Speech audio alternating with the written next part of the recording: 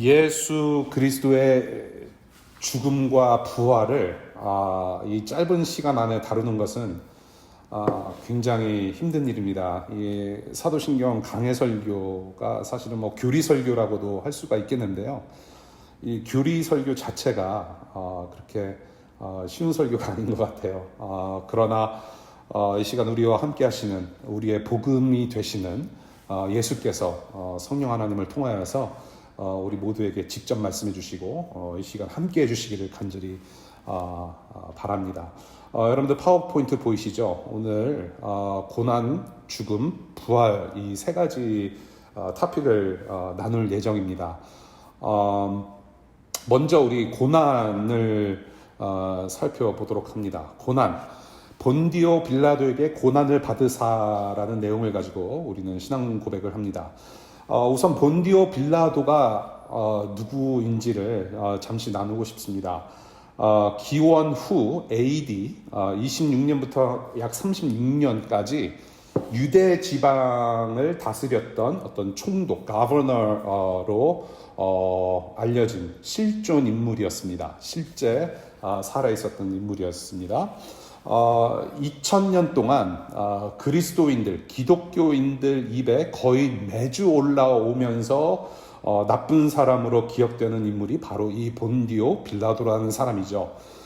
그 당시 로마의 통치를 받던 유대인들에게는 사형 집행 권한이 없었습니다. 그래서 예수 그리스도의 운명의 마지막 키를 쥐고 있었던 사람으로 십자가 처형을 직접 지시했기 때문에 빌라도에게 직접 고난을 당하신 것이 맞습니다. 그런데 사도신경의 원어를 보면은 빌라도에게 고난을 받았다 보다는 빌라도 아래, 빌라도 치하, 빌라도가 통치했던 때에서 고난을 당하셨다라는 표현이 조금 더 가깝다고 보는 것이죠. 빌라도는 실존했던 실제 인물이었습니다.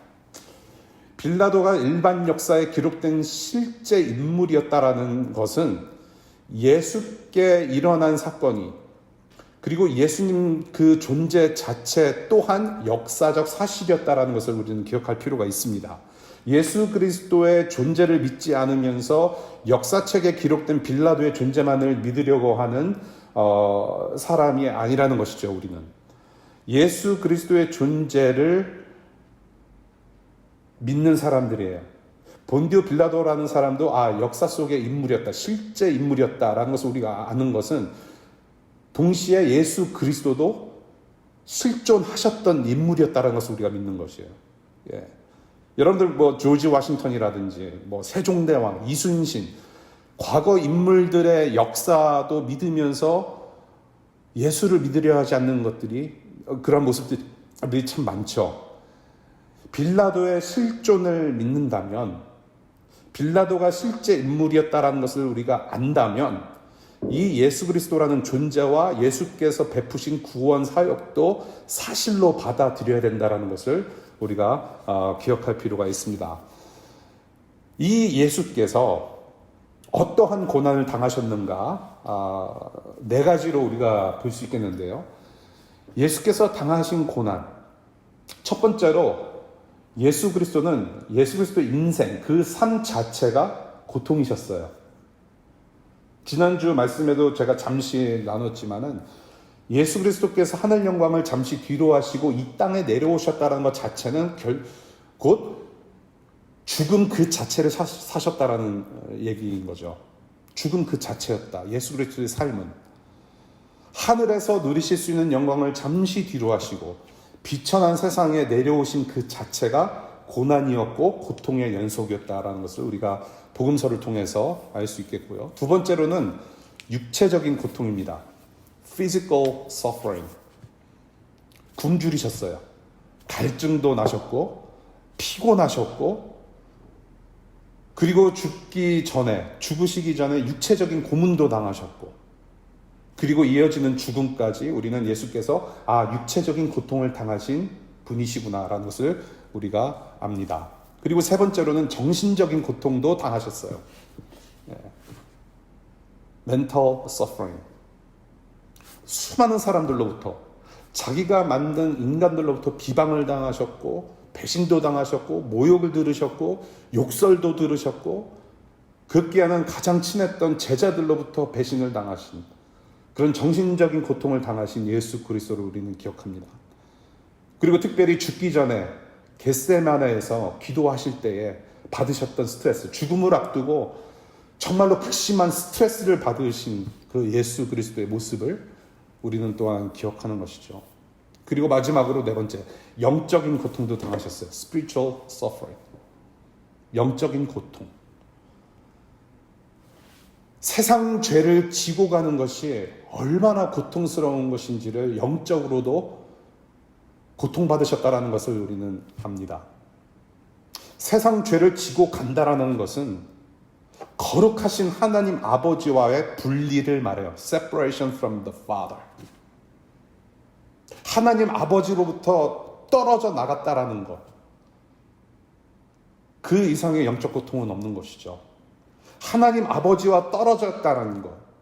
하나님 아버지로부터 저주당하는 것이 얼마나 무서운 일인지를 너무나도 잘 아셨어요. 그래서 겟세마네 동산에서 기도하실 때 마가복음 14장의 내용이죠. 이 진노의 잔을 거두어달라는 기도도 하셨단 말이죠.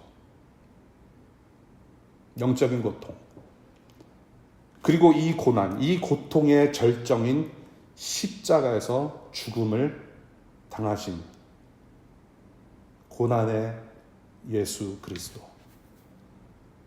이 고난의 예수 그리스도는 이미 이사야 선지자를 통해서 고난받는 종으로 예견된 바 있습니다. 우리 다 같이 이사야서, 스크린에 보이시는 대로 이사야서 53장 4절 5절 같이 소리내서 읽겠습니다.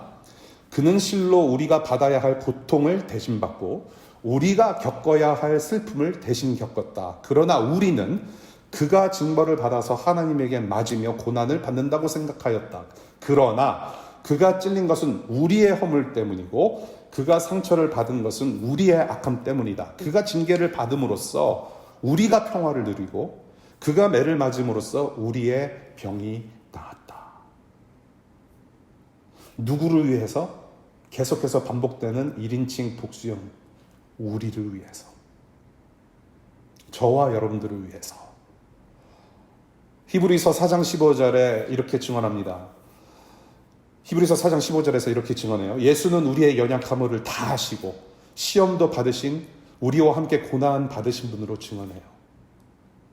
이 예수 그리스도의 고난을 믿고 우리가 매주 매일 이렇게 고백한다라는 뜻은 고통 속에 갇혀있는 저와 여러분들을 너무나도 잘 아시는 예수 그리스도를 의지하면서 이겨낼 수 있다는 것입니다. 오늘 공동기도 제목에도 이 본문을 가지고 우리가 함께 기도했어요. 우리의 고통, 우리의 고난을 잘 아시는, 우리를 너무나도 잘 아시는 예수 그리스도를 의지하며 이겨낼 수 있다. 고난의 종 예수 그리스도를 우리는 믿습니다라고 고백합니다. 두 번째 포인트입니다. 죽음을 우리는 고백합니다. 십자가에 못 박혀 죽으시고 장례를 치르셨다라고 우리는 고백해요. 우리를 위해서 고난받으신 예수, 그 예수께서 우리를 위해 죽으셨다. 영어 사도신경을 보게 되면요, 한국어에는 없는 그런 구절이 있습니다. 문장이 있는데요. He descended to the dead or hell. 지옥으로 떨어졌다, 음부로 떨어졌다, 혹은 연옥으로 내려가셨다라는 그런 캐톨릭에서 주장하는 어떤 지옥 강화규리라는 것을 그 영어 구절에서 보게 되는데요.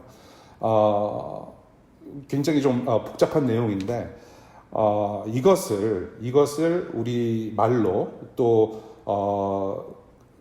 풀어서 죽은 자 가운데서 다시 살아나셨다, 죽은 자 가운데 계셨다라고 적절하게 잘 표현하고 있습니다. 이것을 그냥 간단하게 말씀을 드리자면은 인간으로서의 진짜 죽음을 체험하셨다라는 뜻이에요. Physical death. 죽은 자 가운데 계셨었다. 육체적으로 죽으셨다라는 것을 그렇게 우리는 풀어서 설명을 할 수가 있는데요. 첫 번째로 왜 죽으셔야 했는가? 왜 죽음인가? 저와 여러분들, 우리의 죄에 대한 대가, 처벌, penalty, punishment.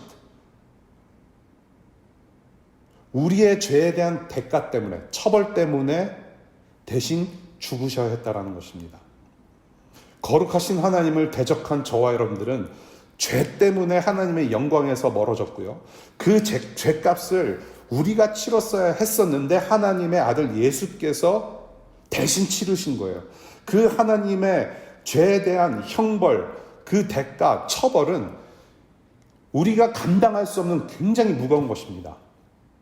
하나님의 영광이라고 했을 때 하나님의 영광은 무궁무진해요. 우리가 상상할 수 없을 만큼 너무나도 좋은 것인데 그와 반대로 하나님의 진노, the wrath of God, 하나님의 진노, 하나님의 형벌, 그것은 감당할 수가 없어요. 그 또한 하나님의 영광도 감당할 수 없을 정도인 것처럼 하나님의 진노, 죄에 대한 형벌, 대가는 말로 표현할 수 없어요.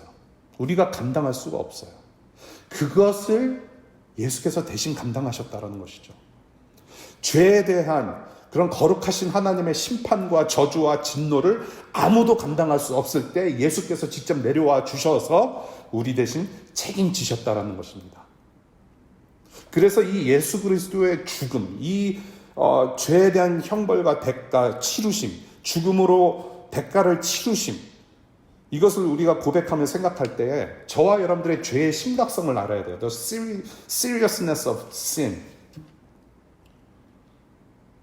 동시에 하나님은 얼마나 거룩하신 분이신지를 우리가 깨달아야 된다는 것이에요.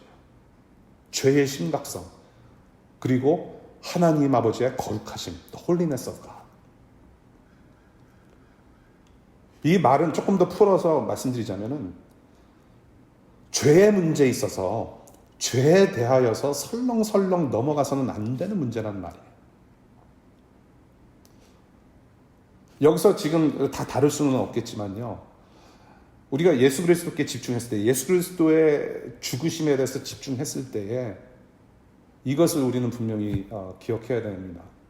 예수께서 감당하신 이 죽음이 얼마나 무섭고 큰 일인지를 우리는 알아야 돼요. 왜 십자가인가? 그 수많은 죽음의 방법 중에 왜 십자가였는가? 라는 것을 우리가 또 생각해 볼 필요가 있죠. 이 십자가 처형이라고 하는 것은 crucifixion, 이 십자가 처형이라고 하는 것은 그 당시 2000년 전 로마 제국이 정치범, 그 로마 제국에 대항했던 정치범 혹은 사회적으로 크게 문제를 일으켰던 흉악범에게 내렸던 최악의 처형 방법이라고 우리는 알고 있습니다. 육체적으로 얼마나 극심한 처형인지 제가 직접 경험해 보지 못해서는 다 말을 할 수가 없겠지만 상상만 하더라도 굉장히 힘든 처형 방법이었다는 것을 우리가 알 수 있죠. 혹시라도 여러분들이 멜 깁슨이라는 배우가 감독했던 The Passion of the Christ라는 영화를 보시면 정말로 예수님께서 저런 고통과 저런 죽음을 당하셨겠구나라는 것을 확인하실 수 있는 그런 영화 추천해 드립니다. 너무나도 처절해요. 이미 예수께서는 죽으시기 전에, 십자가에 달리시기 전에 동물뼈와 쇠구슬이 박힌 채찍질로 몸 곳곳을 맞으시면서 살점이 떨어져 나가는 그런 고통을 이미 겪으셨어요. 그런 상태에서 손발에 못이 박히고 그리고 가시면류관을 쓰셨단 말이에요. 몸 전체가 피범벅인 거죠. 도살장에서나 볼 수 있는 그러한 살인 장면이 바로 십자가의 죽음, 예수 그리스도께서 죽으신 모습이었다라는 것이에요. 그렇게 못 박히고 피를 많이 흘리셨고 그리고 십자가에 매달리셨기 때문에 어깨가 탈골이 됐단 말이에요. 10cm에서 20cm 정도 어깨가 탈골이 되고 동시에 호흡곤란을 일으키면서 탈진 상태에 이르는, 금방 죽을 수 없이 계속해서 죽는 순간까지 고통의 연속일 수밖에 없는 그 십자가 처형을 당하셨단 말이에요. 인간이 경험할 수 있는 최악의 극심한 고통을 당하셨다는 것이에요. 그것이 바로 2000년 전의 십자가 처형이 보여주는 어떤 그런 모습인 거예요.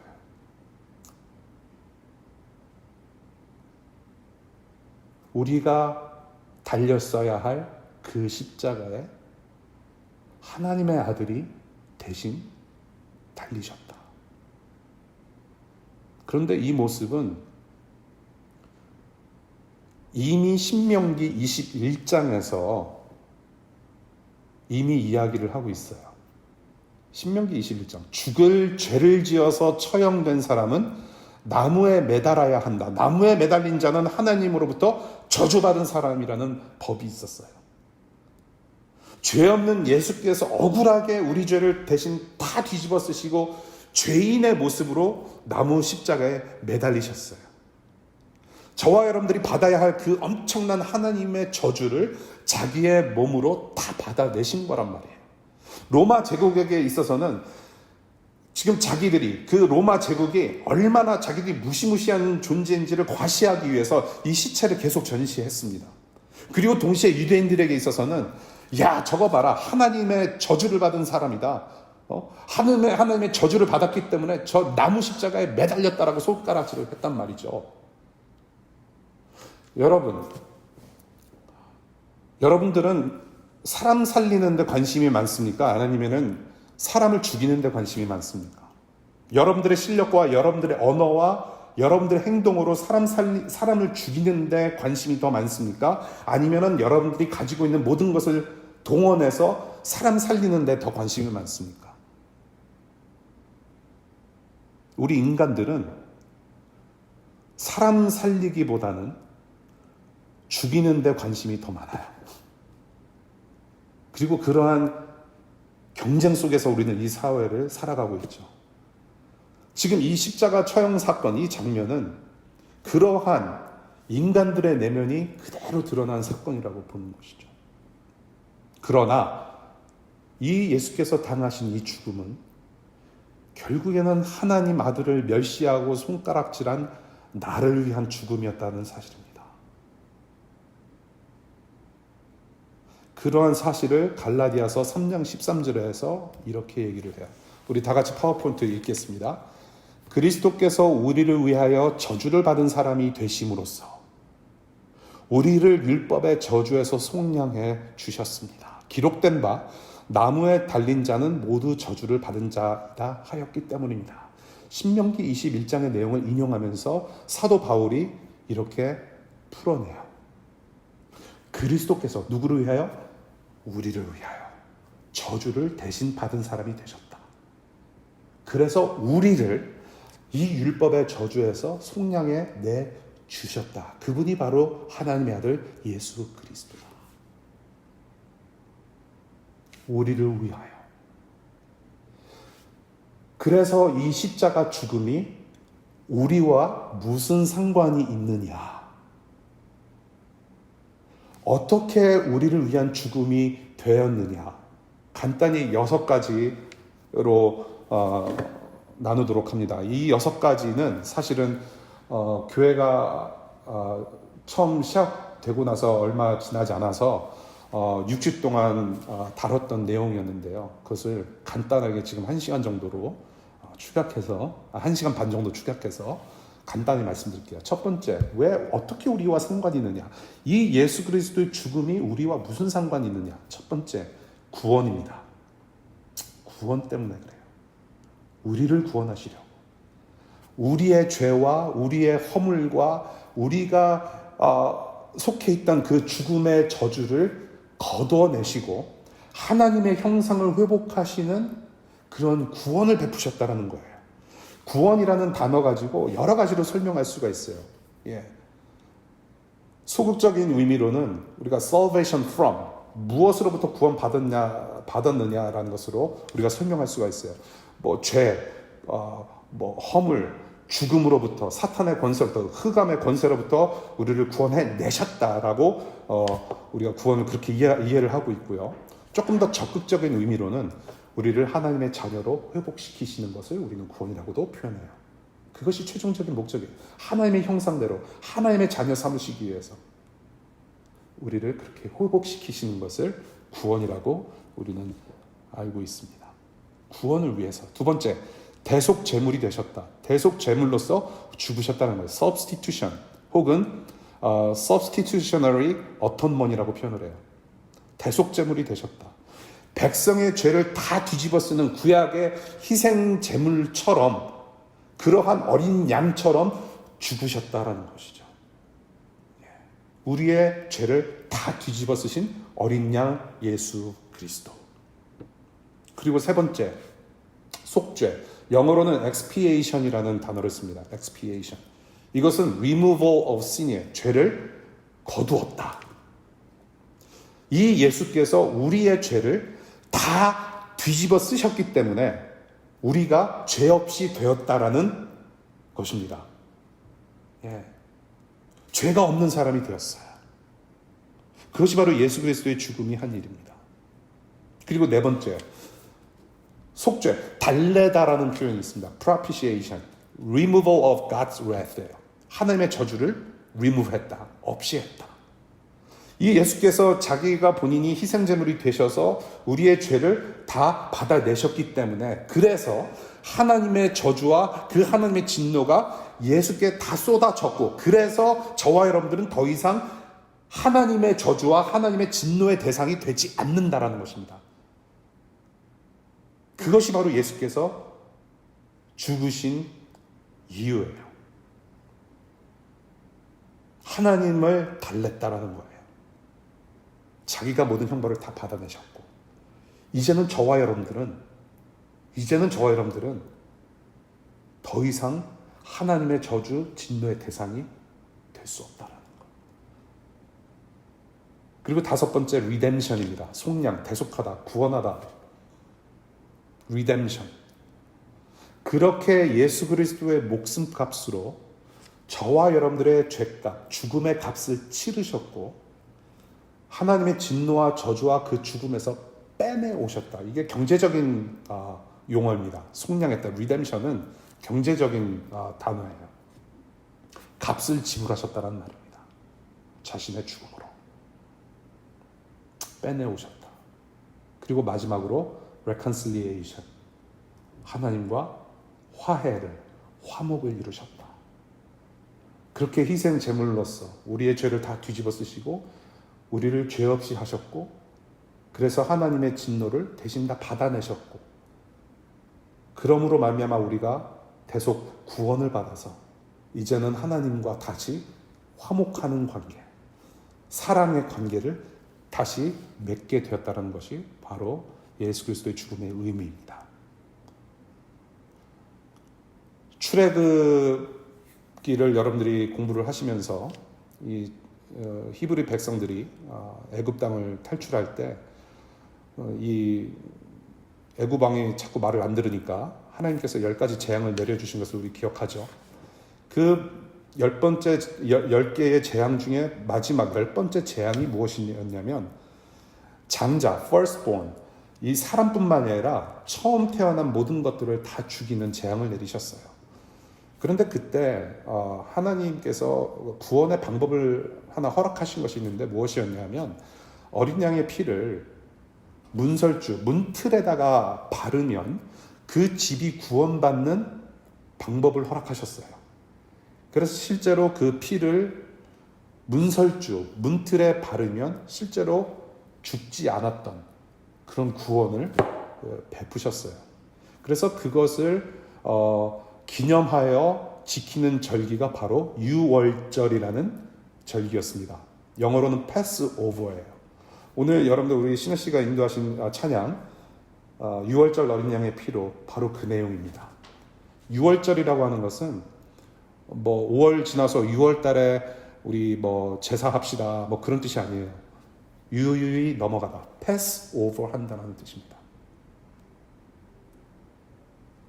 예수 그리스도의 피를 우리의 영혼 가운데 적시게 될 때 하나님의 저주와 진노가 유유히 지나간다, 패스 오버한다, 그리고 구원받는다라는 내용이에요. 그것을 미리 그렇게 표현하신 것이죠. 출애굽 시대에. 이제는 백성의 대표였던 제사장만 들어갈 수 있었던 그런 지성소, 예수께서 죽으셨을 때 어떤 현상이 일어났습니까? 성소의 커튼이, 휘장이 찢어졌다라고 얘기를 해요. 예수께서 죽으셨을 때. 이제는 우리가 제사장을 통해서가 아니라 하나님께로 모두가 나아갈 수 있는 길을 활짝 열어주셨다는 것입니다. 우리는 그러한 죽음을 믿는 사람들이라는 것이죠. 예수 그리스도의 피를 마음에 묻힌 사람들. 그래서 하나님 앞으로 나아갈 수 있는 자녀들이 되었다. 그래서 이 예수 그리스도만이 길이요 진리요 생명이심을 우리가 고백할 수 있다는 것입니다. 그것이 바로 우리가 고백하는 예수 그리스도의 죽음인 것입니다. 그리고 세 번째로 부활을 우리는 믿습니다. 사흘 만에 장사된 지, 장례 치르신 지 사흘 만에 죽은 자 가운데서 부활하셨다라는 것을 우리는 믿어요. 전능하신 하나님의 아들 예수께서 죽으시고 3일 동안 무덤에 갇히셨는데 왜 굳이 돌을 굴리셨는가? 그냥 나오셔도 되는데 전능하신 하나님께서 왜 그 무거운 돌을 굳이 굴리셔서 자신의 부활을 그렇게 증명해 내셨는가?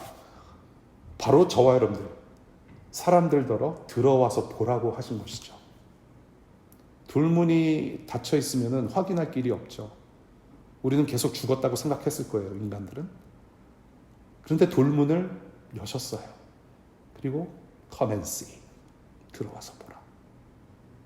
I am risen. 길과 진리요 생명이심을 자신의 죽음과 부활로 증거하셨어요. 우리가 예수 그리스도의 생애를 공부를 할 때 크게 두 부분으로 나눌 수가 있습니다. 낮아지심과 높아지심이라는 거예요. 낮아지심과 높아지심으로 우리는 예수 그리스도의 인생을 그렇게 나눠서 우리가 볼 수가 있는데요. 이 땅에 내려오셔서 탄생하셨고 삶 자체가 고난이셨고 그 다음에 죽으심, 그러한 모습을 우리는 예수 그리스도의 낮아지심이라고 우리는 이해하고요. 그 다음에 죽으시고 나서 부활하셨고 승천하셨다. 이 부활과 승천은 높아지심이라고 우리는 이해를 합니다. 낮아지심과 높아지심. 죽음이 없으면 부활이 없어요. 부활이 있으려면 반드시 죽음이라는 것이 있어야 돼요. 낮아지지 않으면 높아질 수가 없어요. 그것이 역설이죠. 역설. 낮아지지 않으면 높아질 수 없다. 부활이란 무엇인가? 우리가 부활절이 아니더라도 우리는 부활을 기뻐해야 될 사람들입니다. 여러분들은 그런 기쁨이 있으세요? 매일같이 부활절처럼 사십니까? 예. 매일같이 계란을 삶아 먹는 거 말고 정말로 부활의 기쁨이라는 걸 누리세요? 이 부활이란 무엇입니까? 완전한 육체의 부활을 뜻해요. 완전히 죽으셨기 때문에, 육체적으로 완전한 죽음을 당하셨기 때문에 이 부활이라고 하는 것은 완전한 육체의 부활을 의미를 해요. 이 예수께서 부활하셨다는 것은 사실 인간의 지혜로, 우리의 세상 시스템으로는 이해할 수가 없는 부분이에요. 그렇지 않습니까? 사실 믿기 힘들어요. 그래서 사람들이 여러 가지 썰을 만들어내요. 예수께서 잠시 이렇게 기절하셨다. 왜냐? 탈진 상태였기 때문에 피와 물이 많이 나가서 잠시 잠시 기절을 했는데 그래서 다시 살아나셨다라는 썰도 있고요. 의식이 불명했는데 의식을 되찾고 돌 무덤을 걷어내시고 나오셨다. 혹은 로마 군인들이 예수 그리스도를 처형하는데 실패를 했다. 예. 로마 군인들이 실패한 사람들이었나요? 그 당시에? 예, 그건 말이 안 되죠. 도둑질했다. 제자들이 도둑질했다. 성경에서도 나오죠. 혹은 제자들이 예수 그리스도를 추종했던 사람들이 환각 상태에 빠졌다. 그래서 예수 비슷한 사람을 가지고 예수께서 다시 살아나셨다, 부활하셨다라고 믿고 따랐다. 환각설도 있고. 육체가 죽었기 때문에 육체의 부활이 있습니다. 그것을 우리는 믿어요. 그런데 그 육체 부활이라고 하는 것은 이전에 가졌던 몸의 상태가 아니라 영광스러운 상태로 다시 일어남을 얘기합니다. 병, 아픔, 죽음에 영향받지 않는 온전한 몸으로 영생하도록 일으키신 전능하신 하나님의 능력이 바로 부활이라는 것을 우리는 믿어요. 그것이 바로 부활이에요. 전능하신 하나님의 능력. 죽은 자를 일으키시는 하나님의 능력이기 때문에 고린도전서 15장 17절에 부활이 없으면 믿음도 헛되다라고 얘기를 하는 것이에요. 부활은 죽음이라는 세상 시스템을 붕괴시키는 창조주 하나님 아버지의 능력이십니다. 그것이 부활이에요. 그것을 우리는 믿어요. 이 부활이 가져다주는 의미가 무엇인지 간단하게 5가지 보겠습니다. 부활이 우리에게 무슨 영향이 있는가? 첫 번째, 예수 그리스도의 부활하심은 곧 예수 그리스도께서 하나님의 아들 되신다는 것을 알려줘요. He was the Son of God. He is the Son of God. 하나님의 아들이시구나. 로마서 1장 4절에 이렇게 증언해요. 성령으로 죽은 사람들 가운데서 부활하심으로 나타내신 권능으로 하나님의 아들로 확정되신 분이라고 증언을 합니다. 다시 말씀드릴게요. 성령으로 죽은 사람들 가운데서 부활하심으로 나타내신 권능으로 하나님 아들로 확정되셨다. 이것을 간단히 말씀드리자면 인정할 수밖에 없다. 예수 그리스도께서 하나님의 아들이심을 인정할 수밖에 없다라는 내용. 부활하셨구나. 두 번째 의미는 바로 예수 그리스도의 의를 나타내셨다라는 것입니다. The righteousness of Jesus Christ, the Son of God. 로마서 4장 25절에 예수 그리스도는 우리의 범죄 때문에 죽임을 당하셨고 우리를 의롭게 하시려고 다시 살아나셨다라고 증언해요. 예수 그리스도는 저와 여러분들의 범죄, 죄 때문에 죽임을 당하셨지만 저와 여러분들을 의롭게 하시려고 다시 살아나셨다라고 증언해요. 의롭다라고 하는 것은 하나님과의 올바른 관계를 말하는 것이죠. 예수 그리스도의 그 피 공로 때문에 저와 여러분들을 의롭게 하셨다. 예수 그리스도의 의에 참여하게 하셨다. 우리의 공로가 아니라 우리가 어떠한 메릿이 있어서 우리의 노력으로 따낸 구원이 아니라 예수께서 죽으시고 부활하신 그 의 때문에 그 올바른 관계에 우리가 얹혀갔다라는 얘기예요. 나의 의와 나의 공로와 나의 노력이 아닌 오직 예수 그리스도의 의로 말미암아 다시 사신 예수 그리스도의 의로 말미암아 우리가 다시 살게 되었다. 세 번째로 믿는 자의 죄사함을 가리킵니다. 우리의 죄사함을 가리켜요. 예수 그리스도의 의 때문에 죄에서 내가 해방되었다. 죄 때문에 죽었던 내가 용서받고 영생하는 하나님 나라에 속해 있다는 것을 증명한 사건이 바로 부활 사건입니다. 이제는 내가 예수 그리스도와 함께 죽었고 이제는 예수 그리스도와 함께 살았다. 함께 살았다라는 의미는 이제는 더 이상 내가 죄 가운데 속해 있지 않다라는 것을 증명하는 사건이라는 거예요. 죄가 남아있었으면 죽어 있었어야 돼요. 영원 형벌에 가도 있었어야 됩니다. 갇혀 있었어야 돼요. 근데 예수께서 다시 사셨다. 그리고 그 의로 말미암아 우리가 다시 살았다. 더 이상 죄에 속해 있지 않다. 라는 것을 선포하는 사건이 바로 부활 사건이에요. 네 번째, 죽음에 대한 승리입니다. 이제는 죽음이 더 이상 죽음이 아니에요. 죽음에 대하여 승리하셨어요. 죽음으로 죽음을 잡례 치르신 분이 바로 죽으시고 부활하신 예수 그리스도이십니다. 여러분들 우리가 가끔 이런 인사말을 나누죠. 우리 기독교인들이 승리하세요라는 인사를 합니다. 승리하세요. 여러분, 예수 그리스도는 이미 승리하셨습니다. 우리에게는 필요한 것이 승리가 아니라 그 승리하신 예수를 믿는 믿음이 필요한 것이죠. 예수 그리스도는 죽음에 대하여, 진노에 대하여, 흑암의 권세에 대하여 이미 승리하셨어요. 그리고 마지막으로 5번째, 부활이 우리에게 주는 의미.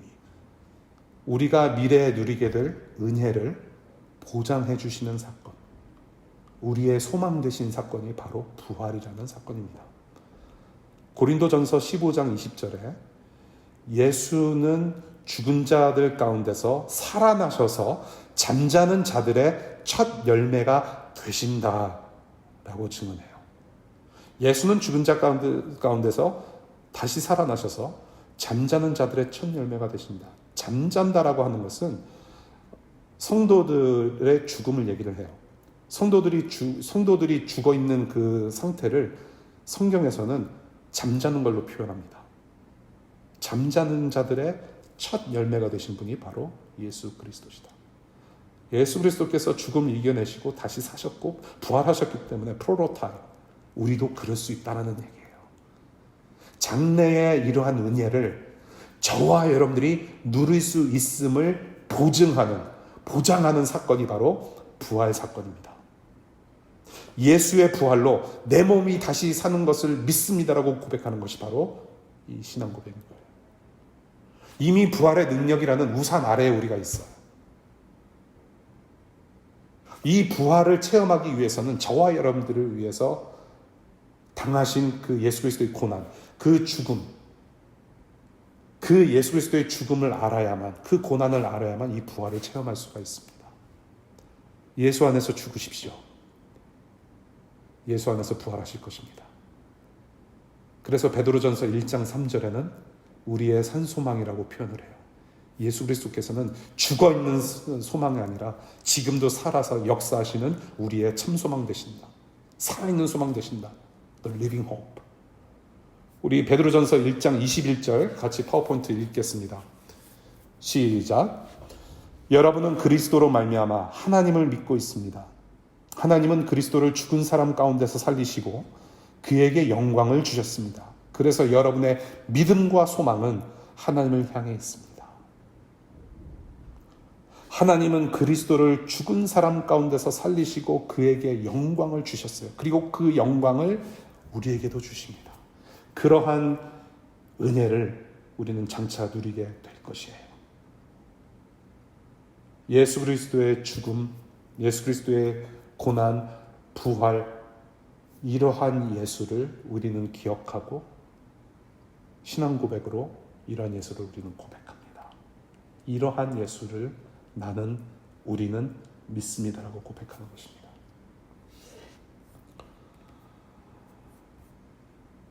이 예수 그리스도의 고난과 죽음과 부활, 이 설교 자체를 굉장히 줄이려고 굉장히 노력을 많이 했어요. 여러 가지 말씀을 많이 드리고 싶어요. 가령 예를 들어서 지금 애들립이 나오는 거예요. 제가 지금 준비 안 한 건데 지금 애들립을 자꾸 하려고 제가 유혹을 받고 있거든요. 여러분들 이 죽음, 예수 그리스도의 고난과 죽음과 부활을 우리 삶에서 그냥 생각만 하고 기억만 하는 것이 아니라 우리는 이미 부활의 능력 안에서 살고 있기 때문에 부활의 능력을 체험하고 있단 말이죠. 저는 여러분들이 그러한 삶을 계속해서 사실 수 있기를 바라요. 그리고 내가 부활의 능력 가운데 내가 지금 어떻게 살고 있는지, 정말로 내가 어떤 은혜를 누리고 있는지, 내가 무엇을 감사해야 되는지 여러분들 스스로가 정말로 알아내실 수 있기를 바랍니다. 그것이 바로 진정한 고백 아니겠어요? 저는 말씀을 이렇게 마무리하면서 이 고난과 죽음과 부활을 어떻게 한마디로 표현할 수 있을까? 로마서 5장 8절을 봤으면 좋겠습니다. 로마서 5장 8절, 우리가 잘 아는 말씀이에요. 우리 함께 읽겠습니다. 시작. 그러나 우리가 아직 죄인이었을 때에 그리스도께서 우리를 위하여 죽으셨습니다. 이리하여 하나님께서는 우리들에 대한 자기의 사랑을 실증하셨습니다. 확증하셨습니다. 로마서 5장 8절의 말씀이에요. 사랑이에요. 사랑. The love of God. 사랑이에요. 하나님께서 저와 여러분들을 얼마나 사랑하셨는지 확증하고 뭐예요?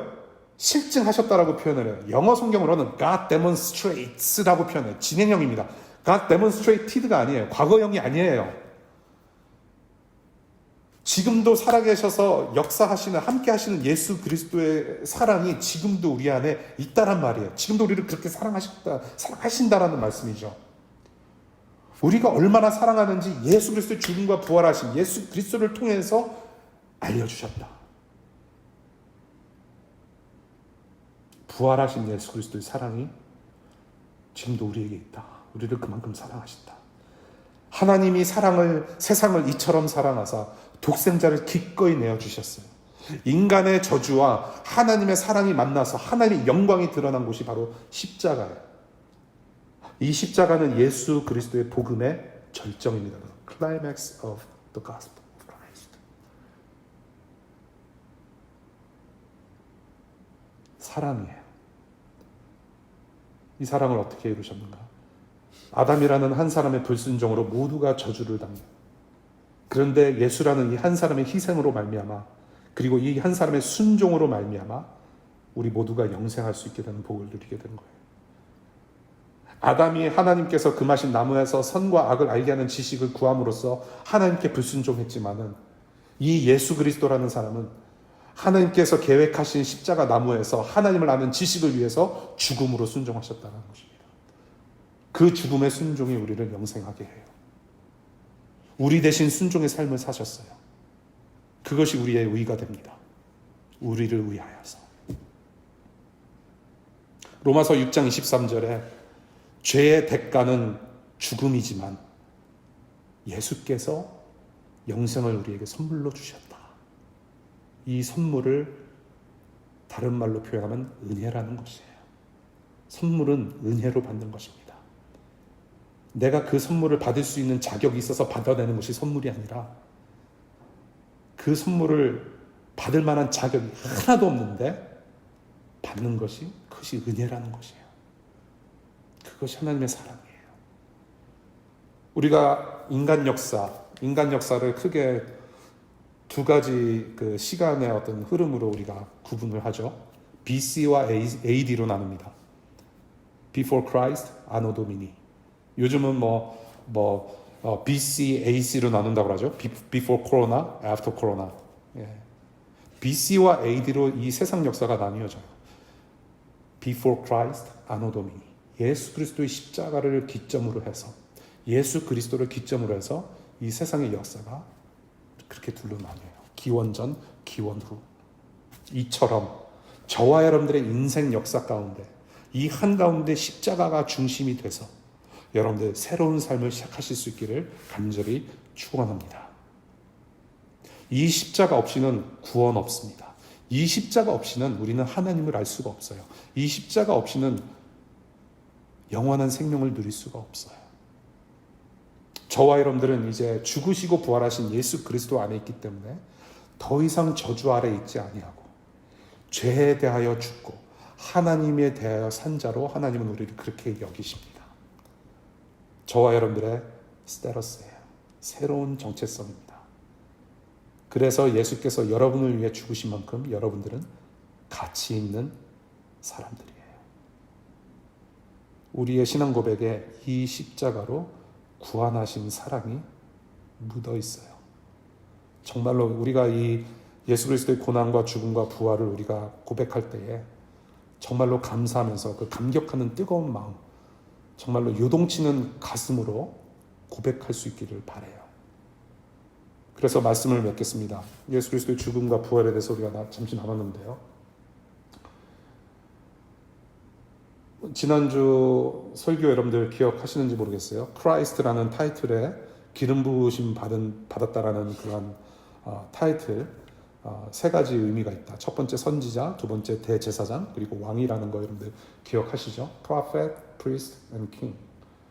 예수께서는 자기 자신이 하나님의 말씀이 되셔서, 로고스가 되셔서, 메시지가 되셔서 내려와 주셨어요. 선지자로서. 그리고 자기 자신이 희생제물이 되신 대제사장이 되셨고요. 그리고 자기 백성은 희생시키지 않고 기꺼이 앞장서 나아가셔서 자기를 희생하신 왕이셨어요. 우리가 이제는 이 예수 그리스도와 함께 죽고 살게 되었기 때문에 여러분들이 오늘 읽으신 로마서 6장은 의의 병기로 새로운 삶을 살기를 권면하고 있습니다. 부활의 능력 안에서 의의 병기로 살아낸다라는 것은 간단히 말씀드리자면 하나님을 사랑하고 이웃을 하라는 말이에요.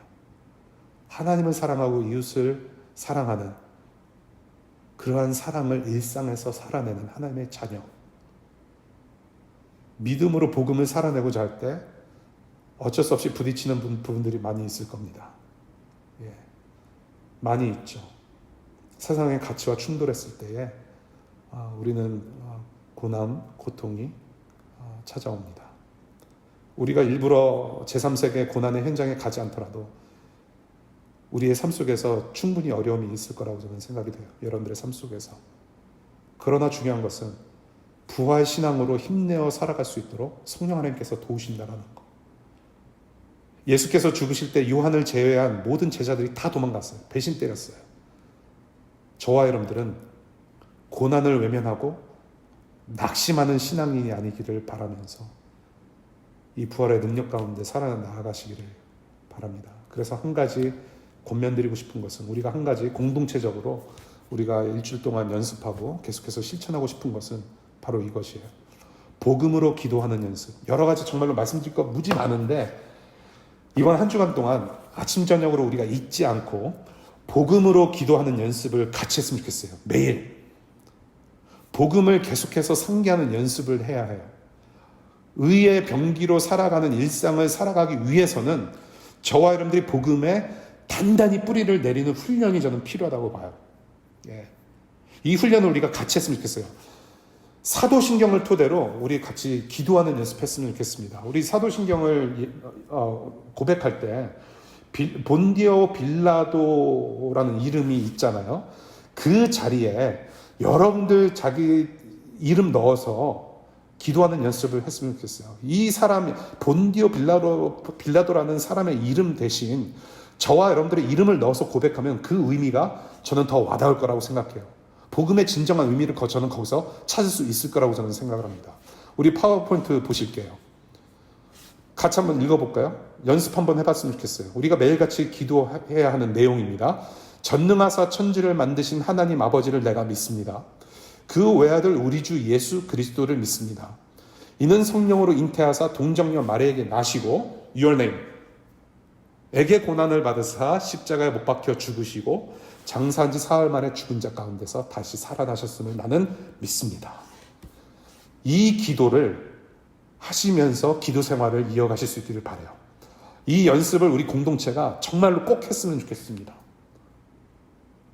우리가 이 예수 그리스도의 복음에 충실하지 않으면 전할 복음도 전할 사랑도 없습니다. 기도하겠습니다.